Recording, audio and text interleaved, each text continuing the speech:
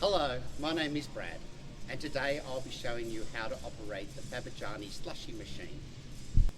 The professional machine you are using is suitable for making slushy drinks, both alcoholic and non-alcoholic, as well as dairy-based products. It is obligatory to comply with current regulations and standards concerning the product used. Let's cover some safety information before we get started. Your FABIGANI machine is intended for use by an adult. Carefully read the instruction manual before initial startup.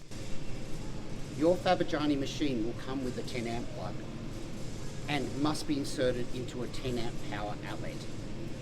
It must not be in contact with any liquid, danger of electrical shock or fire, or handled with wet or damp hands.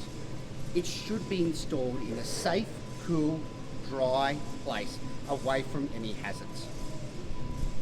Never pour only water in the bowl or hot water exceeding 25 degrees.